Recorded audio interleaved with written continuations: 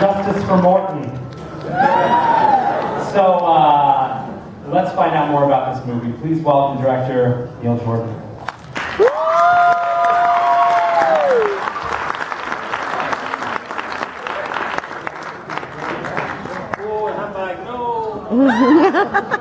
So I don't know.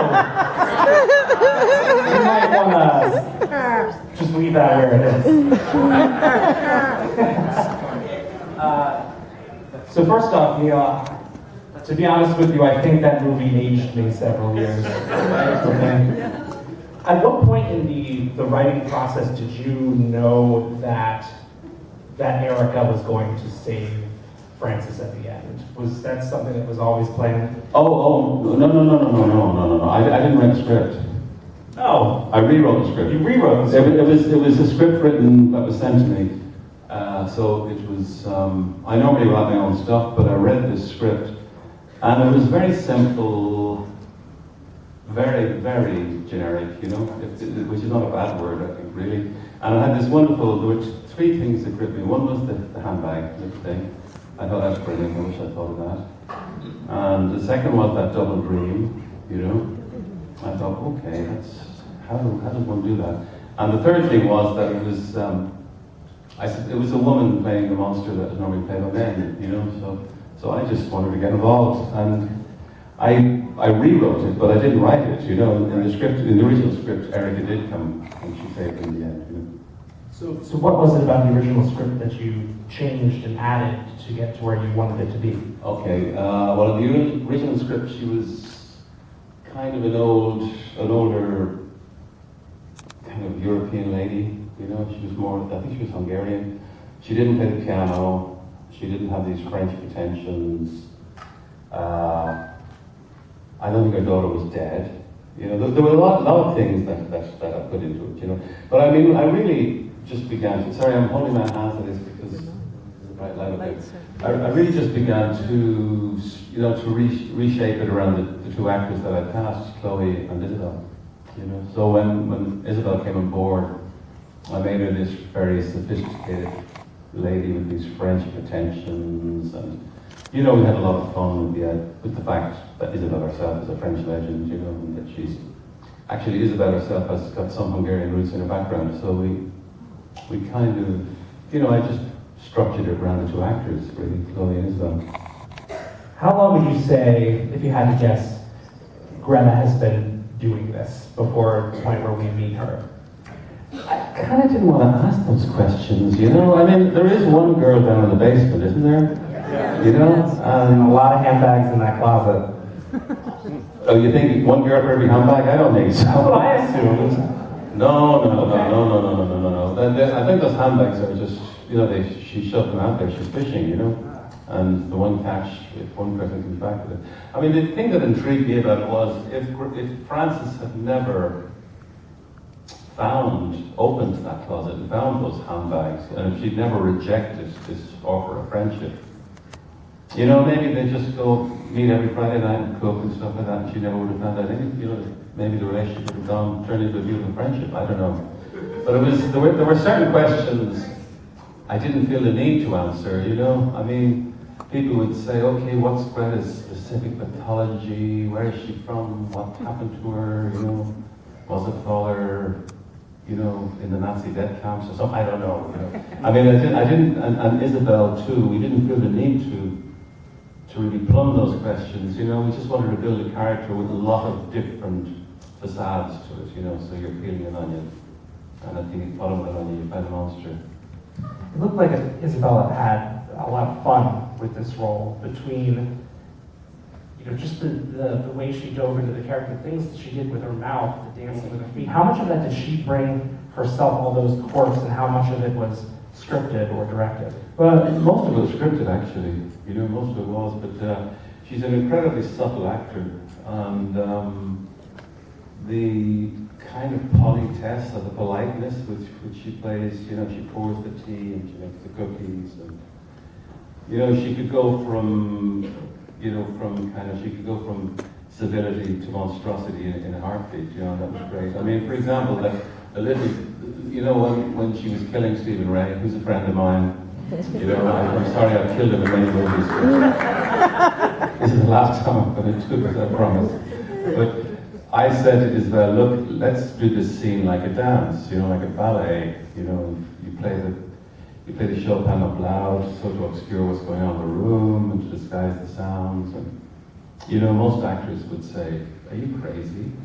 But she took to it. You know, she took to it, and you know, she delighted in it really. You know? It's a really delicious slow burn, slow build up to that moment where she flips the table, and then a little more of a slow burn until she loses it again. Did you toy with adding elements and taking them back just to get the right balance, so that it wasn't too early that she showed her hand, essentially? Well, it's a tough one. I mean, it's a thing you have to work out what an audience will, how far they are ahead of you. I mean, I didn't want to tell the audience any lies about the character. You know, that's why when we showed her trawling on her computer and kind of invading France's internet space, I think, you know, that's very early on in the film, isn't it? You already know this woman is telling lies to the young girl. But it's a matter of, I mean, I wanted to push, to me it was a very simple thing. It's about friendship. It's about promises people make to each other. You know, so Greta's absolutely, utterly lonely, which I understand. And when a promise of friendship or a promise of love or affection or anything like that is made, if you are the most dementedly logical person in the world, you will take that promise at absolutely its face value. Do you understand what I mean? And that's what I was trying to push in the movie, and in the work I did in the script, and in the work I did with the actors, really.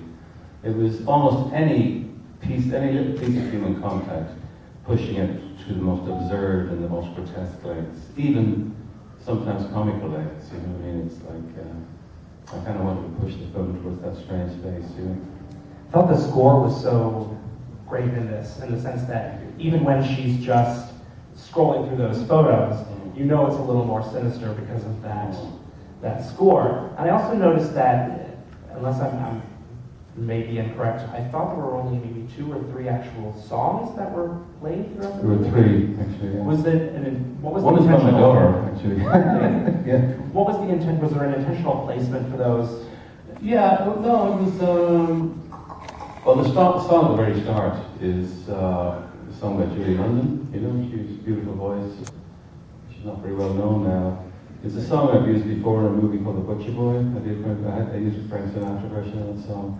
Then there's the St. Vincent song, you know, which is so hip and so to do with, no, but to me, you know, that expressed the relationship, you know, the kind of rather irreverent relationship that kids have, you know, these 2 girls would have together.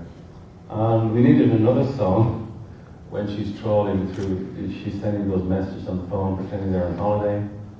And we couldn't afford one, so I asked my daughter to write one. And sing it. She did, actually. It's quite nice. This is the first movie I think I've ever seen where someone's been cookie cuttered. Yeah. That was awesome. Okay, no question for that. Just super cool. Thank you. Yeah. One of the, what was the process of filming that elevator sequence? Because it is one of the more complicated shots of the film. Yeah, really well, it was really complicated working at those double dreams, you know. And I just thought it was a great narrative device, really. You know, it was great that the reality, what really happens to her, which actually is kind of absurd, really. I mean, how did Greta get into that apartment? It's almost like a nightmare, isn't it? You know. But that was presented as a dream, you know. And then the other dream she has is actually a real dream, and she wakes up. I mean, have we all had that feeling where you've had too much to drink and you've said the wrong thing at a party, and you wake up saying, "Oh, I hope I didn't say that. You know, I hope that didn't happen." I mean, I had that feeling. Maybe you guys haven't, but All the time. Okay, it's that kind of feeling.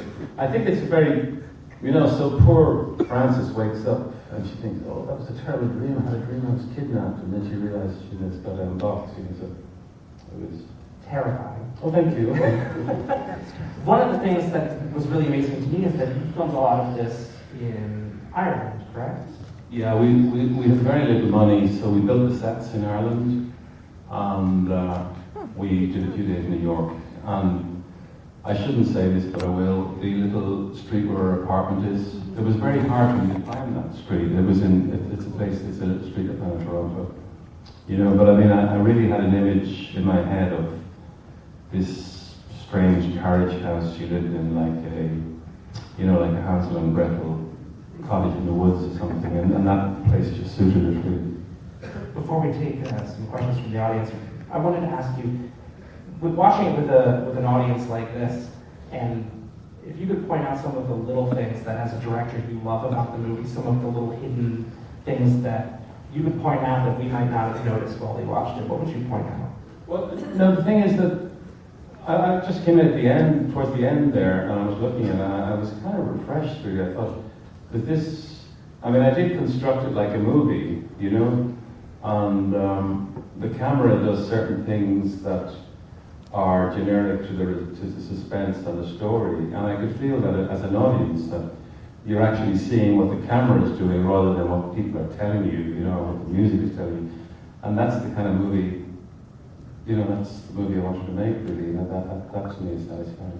I suppose even the strange thing when she sticks to the little Eiffel Tower and in the box, you know, that's a visual pun, but actually that people get it and enjoy it is, to me is rather satisfactory. Is Greta your Michael Myers? Greta's me, I'm sorry. Oh, well, with that, Greta is all of us, okay. let's open it up to some questions. So that's the first hand.